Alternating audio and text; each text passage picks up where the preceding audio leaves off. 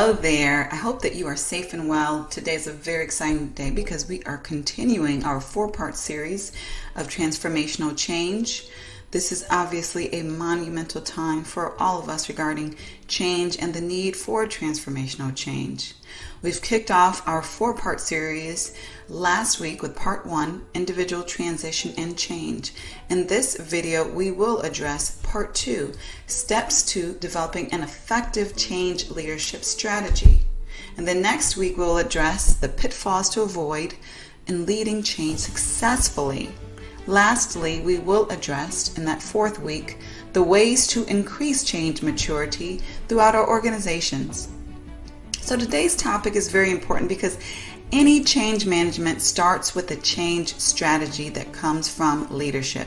If the change strategy is faulty, any attempt to effectively manage that change will encounter problems. The change leadership strategy is the foundation of the house that is built through change management. If you've ever seen a structure built before, then you know that a faulty foundation will lead to critical problems throughout the building of that structure. So there's 9 very important elements to address when developing the change leadership strategy, and we're going to get into those right now.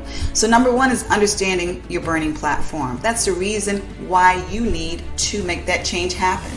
Understand the burning platform and, metaphorically speaking, how much fire really and truly actually exists.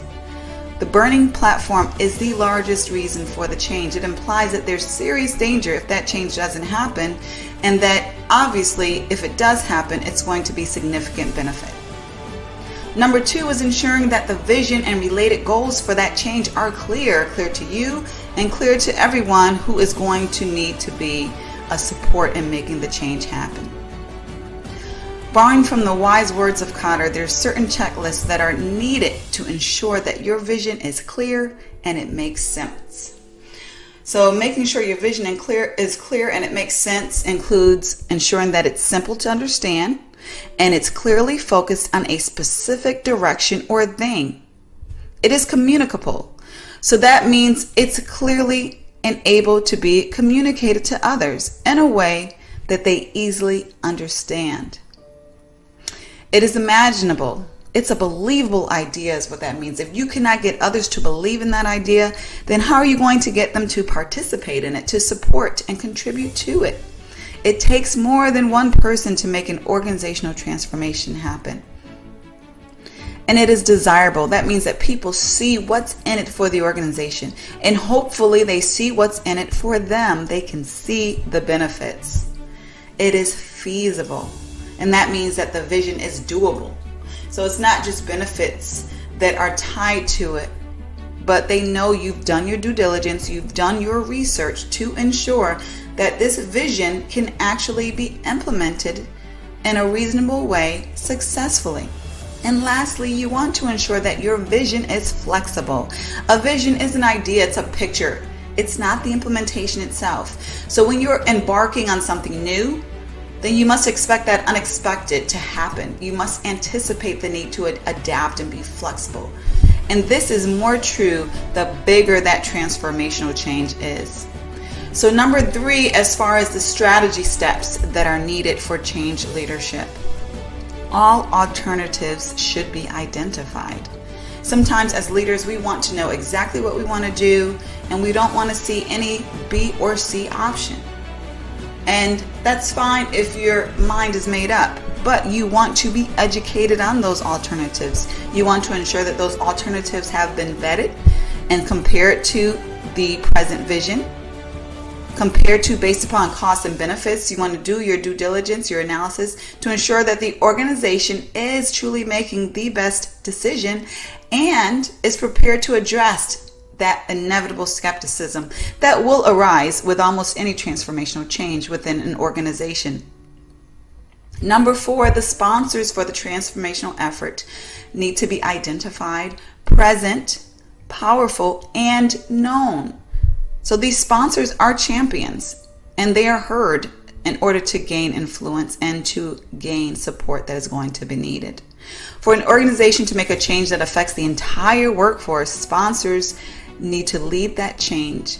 Those sponsors need to be well respected, have authority within the organization. Such important authority often includes positioning authority, like a COO, for example, financial authority, like a CFO, or a leader with a significant P&L to support. In this sense, the people respect different elements of authority, and that will help to gain the support that is needed, especially from SMEs throughout the organization, and to buy the right resources that will be needed. The presence of the right sponsors in a change effort can and often will make or break the success of a change. Number 5 in change leadership strategies is the potential investment is very clear. So anyone who has led an enterprise-wide organizational change know that the costs and investments required will fluctuate, oftentimes beyond the initial prediction. So this is why the agile approach is often so popular. However, when we do our due diligence, we can often be at least in the ballpark of what the cost will be. We want to ensure that those investments are aligned with the ballpark costs of what the change will require. And of course, contingency resources are always beneficial for anyone leading transformational change.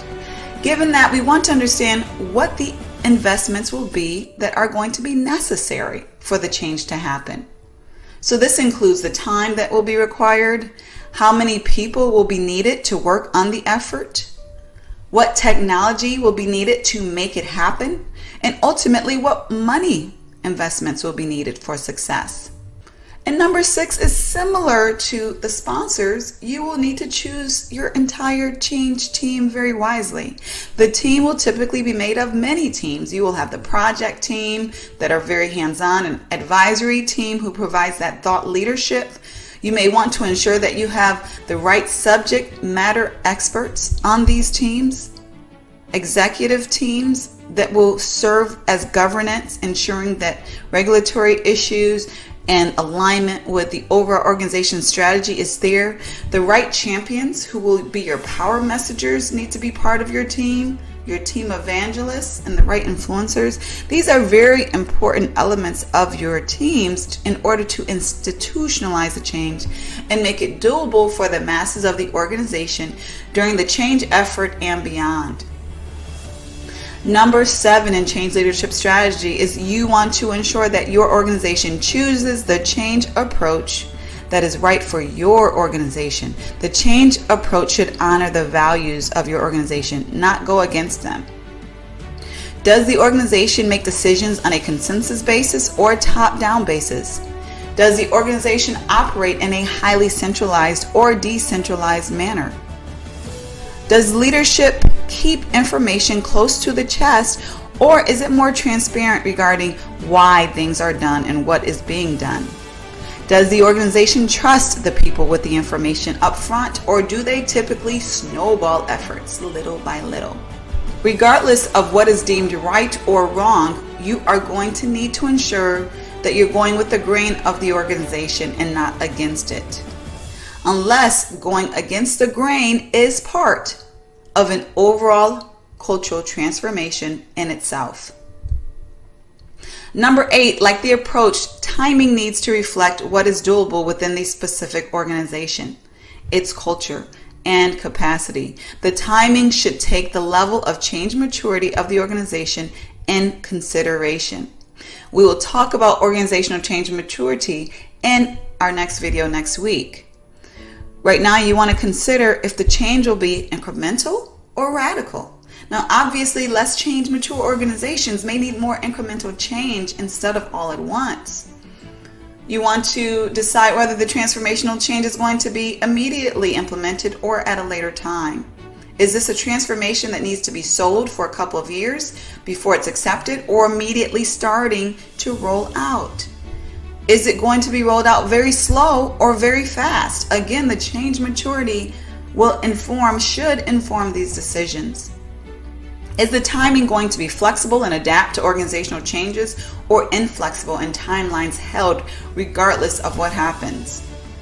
Some organizations think this way. It's a very difficult way to operate, but this is the cultural values of some organizations.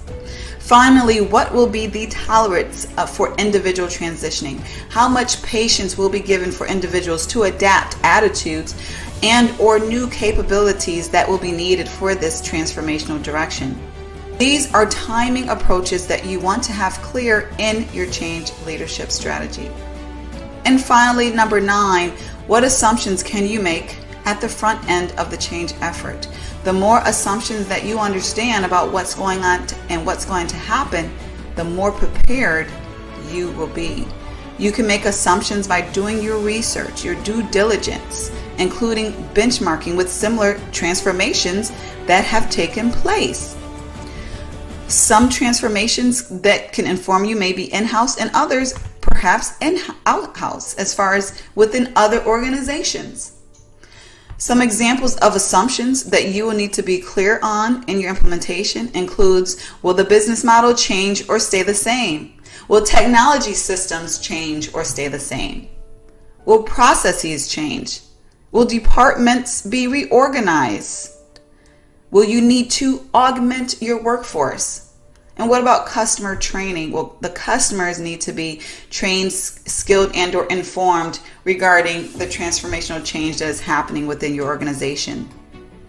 Employee training, is that going to be needed? What are the planned business interruptions? What are the unplanned business interruptions? Will there be a specific dollar limit to making this change happen? Will there be a specific time limit? So your assumptions can obviously be endless based upon the needs of your organization, but you do want to be clear regarding what they are. So these are the 9 elements that are necessary for a comprehensive, effective change leadership strategy. To learn more about how to bring change to your organization in an effective way, or to explore the change certification programs for your organization and various classes related to that, check out the more information that is available through the link. You can also, of course, always schedule any time with me. Exploratory session is available complimentary through the links that are available as well. I wish you the best on your transformational change. More than likely you are going through one, just because most organizations are right now, if for no other reason due to COVID. Wish you the best. Share this information with anyone who you believe will benefit, whether it's a colleague or a friend, and have a great day. Take care.